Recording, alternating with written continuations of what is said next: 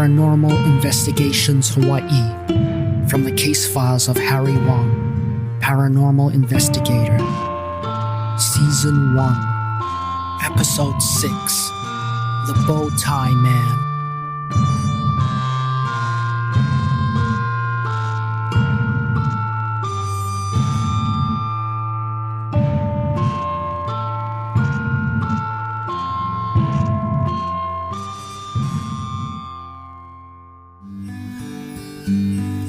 In every city, every town, no matter how big or small, there are some people you run into out in the streets, on the sidewalks, again and again, at random times and random places. They seem to always be dressed the same, doing the same thing, seemingly minding their own business. But little did I know when I encountered my version of this person, who I call the Bow Tie Man, that some of these sightings may not have been so random after all. Now, I usually try my best to avoid saying the F word, unless I absolutely can't help it. You know, only in extreme circumstances. Like when the Hawaii football team lost yet another easy game, or when some asshat cut me off in traffic. Well, that dickwad was gonna be on the receiving end of both the F word and the anti-shaka, also known as the middle finger. I was traumatized as a child when my tutu took a ruler to the back of my hand every time I said a bad word, even if I used a euphemism, like frick or fudge or fut. That's the Hawaiian word for fart for those of you less culturally inclined. Suffice it to say, I got PTSD whenever I even thought about saying the F word. But there were some situations so heinous that would overcome even the strongest taboos. And for me, shopping at the Costco located in beautiful, smelly Iwilei was one of those occasions. I always instantly regretted my decision to go there once I entered the parking lot and found myself stuck behind a long line of cars backed up trying to find parking. But sometimes you gotta make some sacrifices if you wanna get that big ass 10-pound package of pork rinds. And I loves me some pork rinds. So I blurted out the sacred F word under my breath as I stalked every person walking around the lot, hoping they were looking for their vehicle to leave this hellhole. I got lucky this time. It only took 30 minutes to find a space, and I only had to walk a quarter mile to reach the store. Sometimes the gods smile on you. I grabbed a shopping cart and was just about to whip out my Costco cards for the door person when a middle-aged man passed me, headed towards the food court. I only noticed him out of the corner of my eye because he was overdressed for Costco, or for Hawaii for that matter, unless he was an attorney making a quick hot dog and soda run in between court. This guy had a dark complexion, wore a bow tie, collared dress shirt, slacks, and dress shoes. But what really stood out was that he carried the biggest backpack I've ever seen. I think they call them rucksacks, from the word ruck, which is a military term that meant to haul a heavy ass load of junk. Anyways, as he approached closer, I noticed that his shirt was wrinkled, untucked, and filled with holes. His zipper was down, and his toes were poking out of his shoes. Also, the rucksack was opened, and there were old food wrappers falling out. Wow, what the heck? Was this a homeless person or just a man in need of emergency tailoring? He walked past me without a glance and headed for the trash can to look for half-eaten treasure. I guess I got my answer. I promptly forgot about him as I headed toward the door, handed the Costco bouncer my card, and braced myself for the insanity. I woke up early the next morning, right before noon, to meet a potential new client. Well, early was relative for me. Anytime the sun was still up was considered early. I didn't have high hopes for this case. It sounded like another poltergeist incident. Poltergeists were manifestations of low-level disembodied spirits of deceased individuals who were stuck in the earthly plane and needed some help to set their souls free. It was a noble cause, but didn't take much time or effort to accomplish, so it wasn't very profitable or very interesting. If I took a guess, I would say that 75% of my cases were poltergeist hauntings. They were like cheating spouse cases for a normal PI. But as long as the client paid, I wasn't picky about the cases I took. Gotta keep the cupboards filled with pork rinds for those special occasions somehow. I was in my beat-up Honda attire, headed toward the client's office on Queen Street in downtown Honolulu when I hit some traffic at an intersection. The light turned from yellow to red, and, unlike a lot of drivers in downtown Honolulu who treated red lights as optional, I stopped. I waited patiently for the light to turn green when out of the corner of my eye, my mind registered something familiar. A man dressed in a bow tie, dress shirt, slacks, and carrying a huge rucksack was shuffling down the street from me. Now, normally, this wouldn't be anything worth noticing. Just some overdressed lawyer going to court, right? But this was the same guy I saw at Costco yesterday, right down to the same ripped up clothing and food wrappers falling out of his rucksack. He didn't see me, at least he didn't look my way when he passed my car as the light turned green. I hesitated a few seconds to remark to myself on this strange coincidence of encountering the same person 2 days in a row in completely different and somewhat random locations when the sound of a horn honking got my attention. My rearview mirror showed an older woman in a Tesla. I almost gave her the one-finger salute, but instead took a deep breath and continued my way. I forgot about the bow-tie man until, inexplicably, I saw him again the next day. I always dreaded going to the dentist, and today was no exception, but I needed a root canal badly if I didn't want to gum my food for the rest of my life. So here I was. It didn't help that the doctor had the worst taste in music. He was in his mid-50s and singing along to pop music from the 2000s like Miley Cyrus. You gotta wonder why someone in their 50s was listening to music made for teen girls. I just think the procedure would go more smoothly with some industrial metal. The sound of drilling would fit right in. As the dentist started drilling away, in my mind, I knew that the anesthesia had already kicked in. I mean, I was drooling like an idiot, so it must be working, right? But a nagging voice in the back of my mind, it kept whispering to me, what if the anesthesia had already worn off? As the vibration continued to hammer through my skull, I cringed in irrational fear for the moment when the drill would hit some unanesthetized nerve and I would feel a pain more excruciating than that most painful thing in the world, getting kicked in the scrotum, otherwise referred to as balls, nuts, nutsack, nads, fun bags, happy sacks, meat pods, man marbles, tea bags. Well, I could go on and on, but you get the idea. I held a scream in the back of my throat, ready to go at the slightest hint of pain. But thankfully, that pain never came, and the procedure was over without incident. I left the dental chair looking forward to a big-ass steak in my future.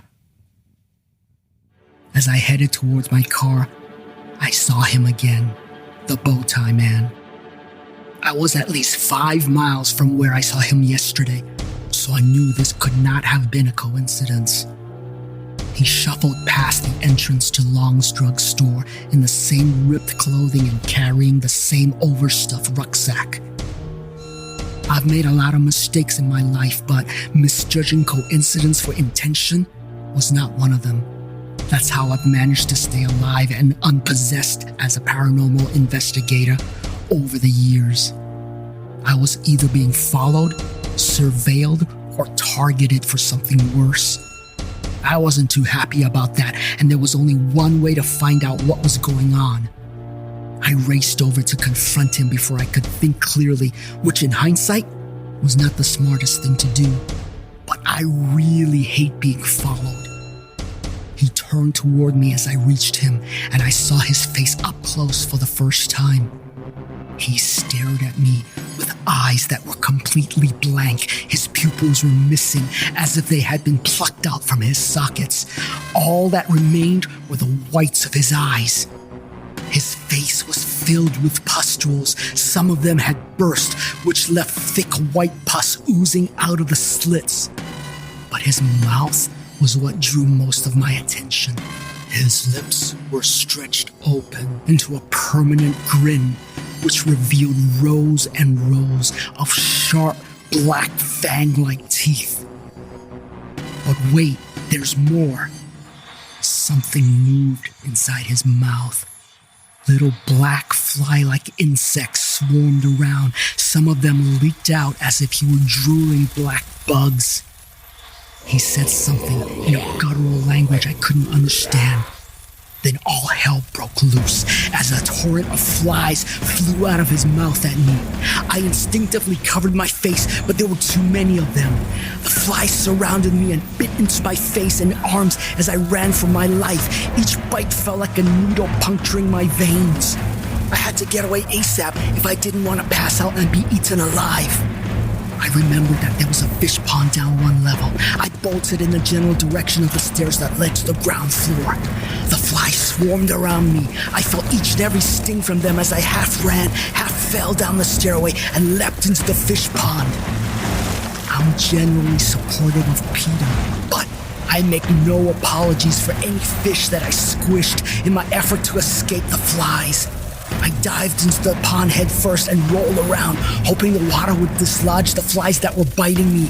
I didn't know and didn't care if it was luck or providence, but once I immersed myself in the cool pond water, the flies fell off me and I felt instant relief from the stings. I slowly climbed out of the pond and saw the remains of the flies littering the whole pond surface, along with some of the fish which floated belly up. Crowd formed around me. I didn't want to answer any questions. I ran back to my car, but my legs felt numb, and I fell a few times on my way there.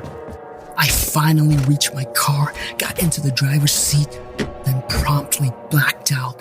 For how long? I didn't know. I woke up to a light shining on my face. I opened my eyes and saw it was night outside. I put up my hands to block the light and heard whoever was outside speaking. As my head cleared, his words started making some sense. Hey, brother, you no can sleep here. You gotta leave. The store stay closing like that. I shook the fog out of my head, nodded to the security guard, and drove out of there. Fortunately, the bow-tie man was nowhere to be found, and hopefully was long gone by then. I reached my office around 10 p.m., and found the aloe plant among my clutter of junk that should have been thrown out a long time ago. I spread it along my bites, and it gradually settled into a painful but tolerable welts. I think what hurt more than the fly bites was the fact that I was so unprepared for the attack. I let my anger overcome my caution, and that nearly killed me. That won't happen again. This time, it's personal. I tried to remember what the bow-tie man said before he spewed the deadly and painful insects at me. It was something vaguely Hawaiian sounding, but not exactly. Was there such a thing as another Hawaiian dialect? I tried to write down what I could remember and read it back. Ama ke kapo heretics noka mea ho hao mea iko ika mea la a hoano. My Hawaiian language knowledge ranged from rusty to non-existent, so I tried the Google Translate app, which interpreted the phrase as, and instead of night heretics for the mea, they defiled the mea and made it holy, which made absolutely no sense to me. I think I gotta run this through my own human translator app in the morning. My friend and frequent collaborator, Kahuna Bob. I stopped by my favorite urgent care facility the next morning before heading out to see Kahuna Bob. Yes, I had a favorite urgent care facility. When you get injured as much as I do, it's helpful to have a history with someone who knew not to ask any questions. The insect bites had receded somewhat, but they still itched like crazy. Fortunately, Dr. Sheila Carrillo was on call. Dr. Sheila and I went back a ways. I've lost count of how many times she's fixed me up over the years since I've been paranormal investigating. Usually, we had an understanding. She didn't ask me WTF happened, and I didn't tell her, for her own safety, of course. Then, she would give me a lecture, an eye roll, make the boo-boo all better, and we went our separate ways. It seems like each time she gave me a bigger eye roll. I think today, she might lose her eyes into the top of her head. Okay, this is a new one. You normally look like hell when you come to see me, but this time you brought the handbasket too. She took one look at my bites and gave a worried look, then quickly changed her expression back to neutral when she realized I was staring intently at her. Doc, what's going on? What bit me? Am I gonna die? I hate to tell you this, but you're gonna die someday, but not today.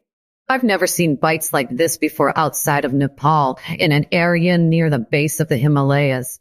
I'm gonna need some blood samples, just to be sure. So, are you still not gonna tell me how you got those bites? I wasn't about to tell her that some homeless guy with no eyes barfed out poisonous flies at me. Listen, Doc, funny thing, I was just visiting Nepal last week. Must have forgotten my bug repellent. I tried to joke, but I was seriously worried now. Now, Doc, you know that I can't tell you because... Because it's for my own good. Yes, I know the drill. In that case, you had better stay here and wait for the results. We don't want you to infect anyone with a rare disease now, do we? Dr. Sheila left with the blood samples. Meanwhile, I sat and contemplated changing my profession, and not for the first time. Something nice and boring, like some type of government job where crazy bug-spewing dudes aren't a daily occupational hazard. Dr. Sheila came back around half an hour later. Hey, Doc, that was quick. What's the verdict? I ran the tests right away. I didn't want to take any chances. The results showed a small amount of a rare toxin, which was normally only found in a species of insect native to mountainous regions of South Asia. A small dose can paralyze a man for up to 8 to 10 hours, while a large dose could have been fatal. You're lucky that the amount found in your blood was small enough not to have any permanent effects. But to be safe, I'm going to give you an antitoxin, just in case. Now, I know you won't listen, but I gotta say it anyways, to meet my hippo oath. The antitoxin might make you drowsy, so don't drive. I know you still will. And if you still feel sick tomorrow, come back. Be careful, okay? I know your cases can be dangerous, but this is on another level if someone meant to use this on you. I want you alive and kicking so you can keep coming back to see me with your future injuries. I gotta pay for that second house somehow. I thanked her and got the heck out of there before she asked me any more questions. I caught Kahuna Bob in between classes the next morning. I called him Kahuna Bob to annoy him. He wasn't really a kahuna, but he was almost as knowledgeable as one. His real name was Robert K. Ahuna, and he taught Hawaiian history at Honolulu Community College. If anything happened in Hawaiian history, Bob could pinpoint the exact day, time, and location it happened. Kind of like the NSA of Hawaiian history. Hey, how's it, Kahuna Bob? I walked into his office and saw him frowning at some papers in front of him. I plopped down on the chair across from him as he wrote an F in large red ink on a paper he was grading while making a concerted effort to ignore me. I started hand drumming the drum break to Rush's Tom Sawyer on his desk, which annoyed him enough for him to pull his head up out of his papers to glare at me. He opened his mouth to give me his customary insult when he saw the insect bites on my face and arms. I didn't think anything could shut him up. If I knew that deadly insect attacks would do it, I might have considered getting bitten more often. Or maybe not. Hey, stop staring at me. You should have seen the other guy. Wait, don't tell me. I don't want to know. Don't involve me in another one of your harebrained cases. Just tell me how I can get you out of here in the quickest way possible. Good to see you too, Bob. How's the wife and kids? He wasn't married. You can see why. I thought some levity might help loosen him up, but he didn't even crack a smile. I think he cracked a negative smile if that were possible. Okay, Bob, I'll make this quick. I need something that sounded vaguely Hawaiian translated to English. I tried that Google Translate thing, but Google Translator is crap. A computer can't solve every problem for you. Sometimes you need an expert who has studied something for decades to give you the right answer instead of some AI. wow, I didn't realize this was a sore spot with you. Okay, the fine fellow who caused these bites said something that sounded like Amakai kapo heretics no kamea hohamia iko ika mea la a hoano. Then he puked up killer bugs all over me. Wait, say that again, but slowly. I ignored that he felt he had to say slowly as if I were intellectually challenged or something. I repeated the words again. Bob wrote down what he heard, then made some scribbles, scratched out a few words, and rewrote them until he was satisfied. This is the correct wording. E make ka poe heretics no kamea ho'ohaumia iako ikamea la'a a ho'ano, which translates roughly to death to the heretics, for they desecrate what is holy and sacred. What have you been desecrating lately, Oh, that's a tough one. I'm usually desecrating left and right. In fact, I start my day thinking, what can I desecrate today? So it could be anything. I was joking as a defense mechanism, but I was truly worried. This wasn't random. What did they want from me? Who were they? Bob, any idea of who these people are? The curious phrasing of this thread actually does give us a clue who they are. My controversial research has shown evidence that there may have been an earlier group of people who originally migrated to these islands before our Hawaiian ancestors arrived. This population brought with them their gods and rituals, some of which are the oldest known in all history and prehistory. The oldest religions seem to have the most power and influence. I don't know if it's because they were closer to the beginnings of the formation of the earth when primeval forces appear to have greater power and influence over humans. Some of these gods and demons from this early religion eventually evolved into the ancient Hawaiian gods and deities we are familiar with, but some were kept hidden to a select group of worshippers on purpose. These eventually became secret cults who still worship these gods and demons today. Some of the writings they left sound suspiciously like what you just described to me. Tell me, did those bites come from some type of flying insect? Yes, it was some type of biting flying insect bug thing that nearly ate me alive. Hurt like hell too. How did you know? That's a characteristic of one of their mythological deities, the demigod Mahino. He is the god of war, death, and disease. The fly is one of his symbols, a creature known to spread pestilence and disease throughout history. But why me? I'm like a nobody. I'm not a threat to them. I didn't even know they existed until yesterday. What was their purpose? What do they want? Legend has it that Mahino was the insect god who ruled over a small cult throughout South Asia thousands of years ago. Mahino was mortally wounded in battle with the other ancient gods for power. He sealed himself in a cocoon to recover from those injuries, and his cult hid him away until that time when Mahino was healed and ready to emerge again. This cocoon was supposed to be held in a sacred urn made of koa wood. According to my interpretation of transcripts written thousands of years ago, I believe that this cult, along with other settlers, migrated to the Hawaiian Islands as part of the pre-Hawaiian population of settlers I mentioned earlier. According to their calendar, the emergence is set for the autumnal equinox, September 22. Whoa, that's only a few days away, but why did they try to kill me? Well, you're not gonna like this, but they weren't trying to kill you. They needed a body for Mahino to inhabit after the emergence, and well, I think they were trying to capture you. You were supposed to be the new body of Mahino. Well, the joke's on them. I'm out of shape and have moobs, man boobs.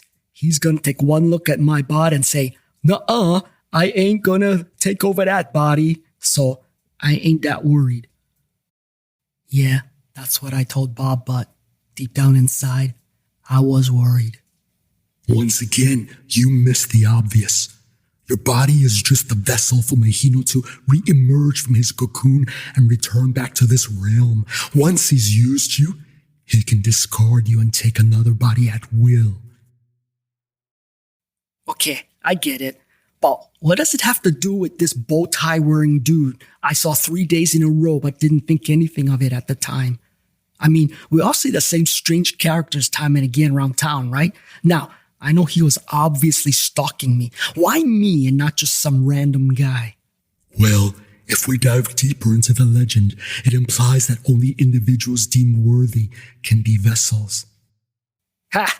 What a mistake. I am the least worthy vessel in existence. I don't even know how to use both a shampoo and conditioner separately, so I gotta buy those all-in-one shampoo with conditioner bottles. Being worthy doesn't have anything to do with your mind or body. That much is obvious in your case, but it has to do with your blood. Didn't you tell me once that your family line went back centuries to the earliest Hawaiian ancestors? Yeah, if that ancestry DNA test was correct, it said my family line went back to the 18th century here in the islands. It gets fuzzy before that. My guess is you have something pure in your blood, for lack of a better word, that makes you vessel worthy. Oh, great. Any ideas on how we can find the cult and expose them? Or do I have to carry bug spray with me wherever I go from now on? That's it. That's how you find them. Can you enlighten those of us who can't read minds? It's simple. Mahino is the god of insects. He used them for protection and to attack enemies. Insects have to be kept and cared for to survive. That's what his minions do for him. Now, there can't be too many places and environments to maintain exotic insects, so we just need someone who was an expert at exotic insects to lead us to them. All right, now we're getting somewhere. Where do we find this expert? She happens to be in the very next building. Let's go. HCC didn't have a lot of money, so they used the cast-off temporary buildings, which were more like trailers that the main university didn't need anymore. Bob's office was in one of these ramshackle temporary buildings that was liable to fall apart anytime soon, but his building was the Taj Mahal compared to the one next door, which was in need of new paint, new doors, a new roof, and new stairs. We walked up the old steps carefully to avoid breaking our ankles on the missing steps and entered into the corridor where handwritten signs were taped to each door. We passed several doors until we reached a door with a sign that read, Lindsay Govea, PhD, Associate Professor, Department of Plant and Environmental Protection Science. Bob rapped on the door once, then barged right in. Dr. Lindsay Gouveia looked up at us from her desk with a half-eaten sandwich in one hand and a PlayStation game controller in the other hand. I distinctly told you not to bother me when I'm playing my lunchtime Minecraft tournament. She gave us an annoyed look, then went right back to her game. She was in her early 40s, shoulder-length dark hair, tan brown skin, medium height and weight. She wore a 9-inch nails t-shirt and ripped jeans. I was partial to Metallica myself, but at least she wasn't one of those middle-aged BTS moms. Now, they were scary. I liked this Wahine already. Lindsay, we need your expertise on a matter of some urgency. Ballsack. Lindsay stared daggers at us as a sound on her computer indicated her character was killed. Bob, you dumbass. You got me killed. Now I gotta start all over again.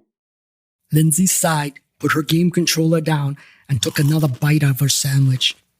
She then looked up as if nothing happened and mumbled with a mouthful of food. So what do you want? As I was saying, we need your expertise on any information you can provide on the habitat of an insect not native to Hawaii, an invasive species, if you will. Go on, I'm listening. Describe this insect, what it looks like, and any other unique characteristics. Well, they look kind of like flies, but bigger, like horseflies, I guess. They swarm and have the meanest, most powerful bites, which nearly killed me. Bob, who is this and why are insects attacking him? Hi, my name is Harry Wong. I'm an investigator of sorts. Bob says I have the blood type that's like a rare treat for these bugs. It's true. Harry has some type of rare bloodline that attracted these insects, which are being used by some doomsday insect god cult. Lindsay came over and examined my bites. Hi, Harry. Sit down, will ya? I want to take a look at your blood. She took out a syringe and drew some blood, then put it under a microscope. I didn't like the expression on her face. Harry, you are the lucky recipient of a rare histamine that hasn't existed for over 1,000 years. Those flies that bit you are supposed to be extinct. Well, someone should have told those flies that left these marks that they don't exist. I need to get a sample of these flies for study. They need a dark, damp location to breed, some kind of cave, and the most obvious location is the Cockroach Cove lava tube. The Cockroach Cove lava tube was a small cave located at the bottom of Cockroach Cove, otherwise known as Halona Beach Cove, located in between Hanauma Bay and Sandy Beach on the east side of Oahu. Hey, that's gotta be it. It's somewhat hidden and difficult to access. It's dark and damp, but still within close proximity of where I was attacked. Okay, first thing tomorrow morning, we check it out. I'll have my TA take over my classes. Sorry, my TA is an idiot who only knows how to babysit study sessions. I'm gonna have to sit this one out. Harry, meet me at Cockroach Cove, 7 a.m. pronto. Be ready for anything, and I mean anything. I know she meant to be ready for bad weather or cave exploring, but I knew better. I intended to be fully armed with all my PI battle gear. Holy water, garlic, crosses, stakes, and my Glock with silver bullets, just in case of werewolves. Never underestimate the possibility of werewolves. Oh no! What has Harry gotten himself into this time? Will he be able to find out who the Bowtie Man is? Will he be able to defeat the insect cult of Mahino? And most important of all, will he be able to come up with more euphemisms for testicles? All this and more will be revealed on the next episode of Paranormal Investigations Hawaii. You have been listening to Paranormal Investigations Hawaii from the case files of Harry Wong, Paranormal Investigator, a fictional podcast.